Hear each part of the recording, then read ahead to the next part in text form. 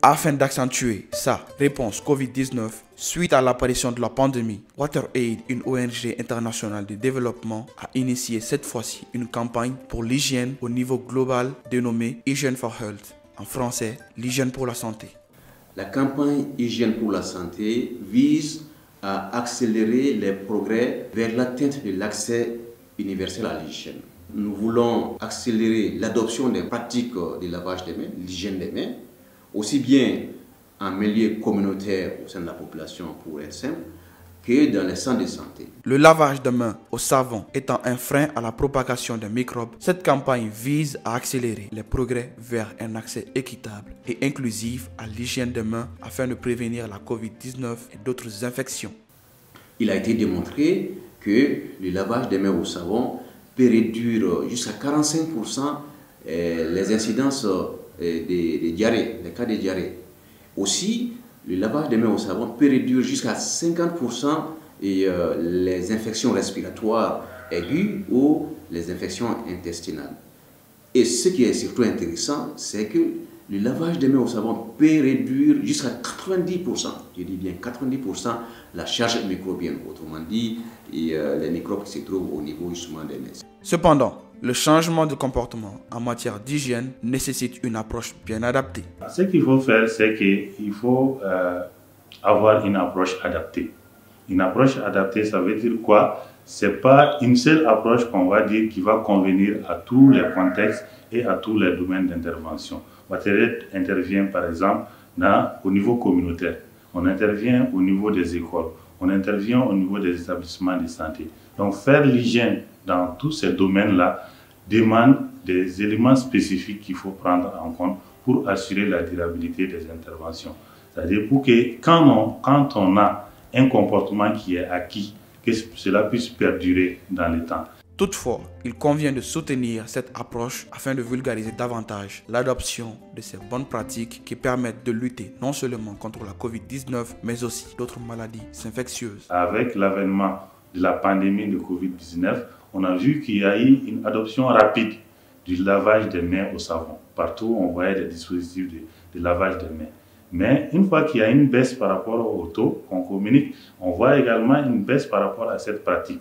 Donc là, il faut que l'approche soit soutenue. Il ne faut pas qu'on se lasse par rapport aux informations, par rapport à la sensibilisation.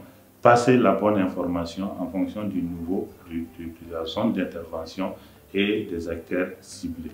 En 2019, les 194 pays membres de l'Assemblée mondiale de la santé s'étaient engagés à garantir l'accès universel aux services d'eau, d'assainissement et d'hygiène dans tous les établissements de santé, ce qui devrait améliorer la qualité des soins. La résolution de la 112e Assemblée, d'abord, c'est une résolution qui a été adoptée par l'État malien qui est membre de l'organisation. Donc la première responsabilité nous revient, nous, services de l'État, notamment le ministère de la Santé, qui sommes réellement engagés donc, dans la mise en œuvre de cette résolution, puisque nous sommes aussi évalués également chaque 2 ans, en tout cas de façon périodique, par rapport à nos avancées au niveau du Mali sur cette résolution. L'hygiène doit être adoptée pour non seulement prévenir les infections, mais aussi pour améliorer la qualité des soins, ce que je venais de dire. Et en ce moment-là, il faut mettre l'accent sur l'adoption des bonnes pratiques d'hygiène et par rapport au lavage des mains notamment. Et je dois attirer l'attention sur les moments critiques quand il faut se laver les mains au savon. Pour avoir tous les bénéfices des établissements de santé, il faut nécessairement qu'il y ait l'eau, l'hygiène et l'assainissement. Ces 3 éléments sont essentiels. Au niveau national, le Mali a adopté un plan d'action relatif aux résolutions de cette Assemblée, mais sa mise en œuvre tarde à intervenir à cause notamment de la pandémie à Covid-19. La mise en œuvre de ce plan d'action avait commencé peu de temps avant l'arrivée de la pandémie de Covid-19. Et comme vous le savez, c'est une pandémie qui touche le monde entier et malheureusement qui fait que les États redéfinissent un peu leurs priorités. Même si dans la prévention de la pandémie, les questions d'hygiène sont importantes, mais les besoins ont augmenté et il fallait redéfinir un peu les priorités, ce qui a un peu ralenti les choses. Mais qu'à cela ne tienne, il y a quand même beaucoup de choses qui ont été faites en matière d'accès à l'eau potable depuis cette période jusqu'à nos jours, mais également l'amélioration des questions d'hygiène de façon générale dans les établissements de santé. Il y a pas mal de choses qui ont été faites, en tout cas dans la mise en œuvre de ce plan. Et nous allons maintenant vers une sorte de révision de ces plans pour voir un peu où est-ce qu'on en est par rapport à la mise en œuvre de ces plans et qu'est-ce qui reste encore à faire.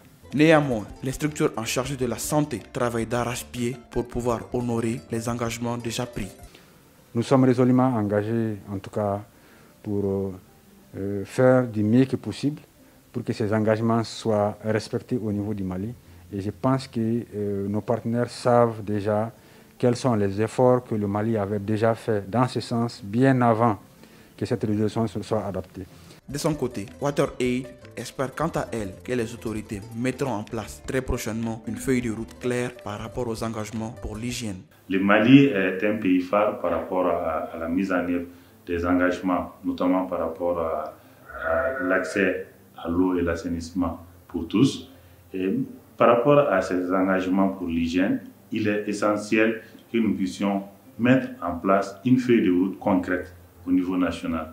Et cette feuille de route doit avoir un budget clair qui démontre les engagements que nous avons pris et qui permet de suivre ce que nous avons dit on va faire et les mettre en pratique. Donc, de façon structurelle, on doit prendre des décisions pour qu'aucun centre de santé ne soit ouvert actuellement de nos jours ou après qui n'est pas l'eau, l'hygiène et l'assainissement. L'hygiène de main est l'affaire de tous et requiert l'engagement de tous. Il est donc du devoir de chaque citoyen de veiller à l'adoption des bons comportements en matière d'hygiène pour se protéger de la Covid et de toutes les maladies infectieuses.